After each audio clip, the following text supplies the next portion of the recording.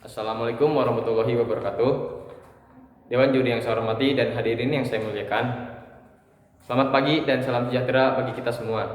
Perkenalkan, nama saya Muhammad Silmi, perwakilan dari SMA Negeri 1 Jasinga, akan menjadi pembicara pertama dari tim pemerintah.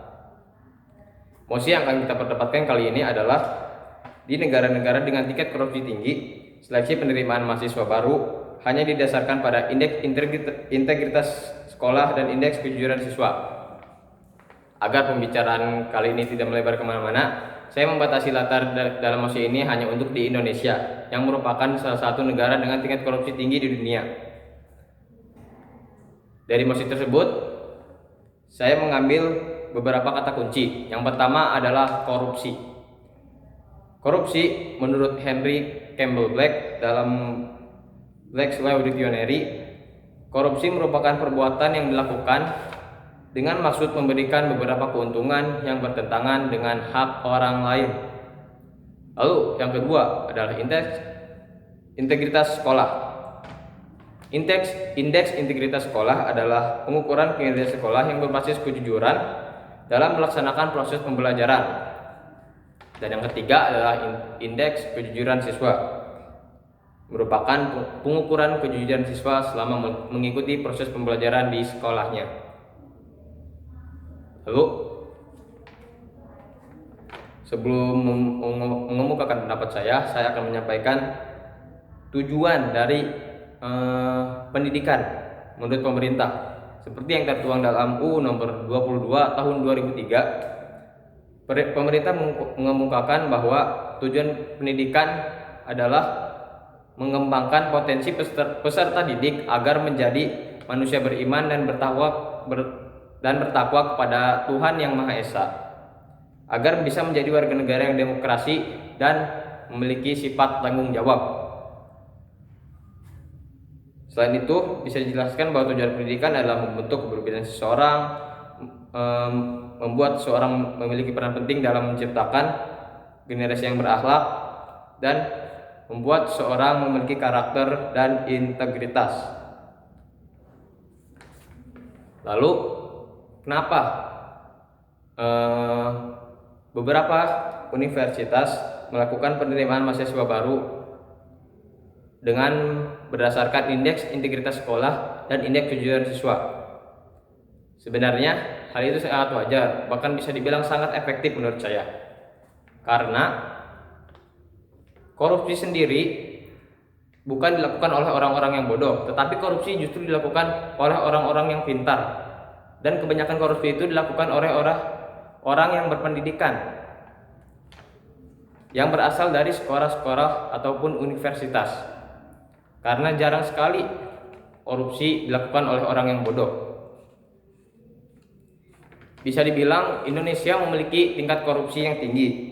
Di dunia, Indonesia memiliki skor 40 dan menempati ranking ke-85 dari 180 negara. Lalu, menurut saya, mosi ini juga sangat tepat.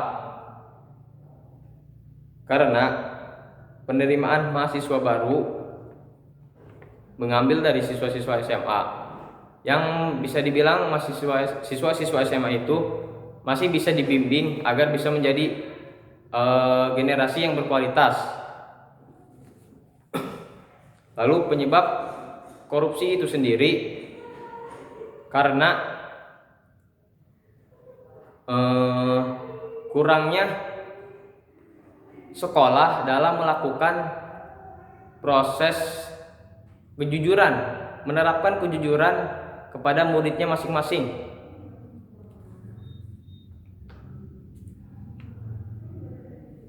Dan beberapa kampus atau universitas menerapkan indeks integritas sekolah dan indeks kejujuran siswa di kriteria penerimaan mahasiswa baru mereka.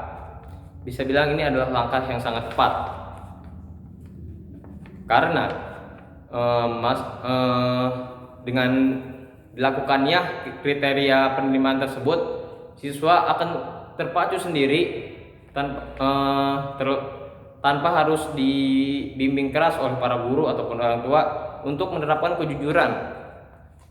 Karena jika tidak jujur, tentu resikonya mereka tidak akan bisa melanjutkan pendidikan ke universitas yang diinginkan. Dengan terpicunya kejujuran tersebut, tentunya potensi korupsi yang akan dilakukan oleh mereka sangat sedikit, bahkan bisa dibilang sangat kecil.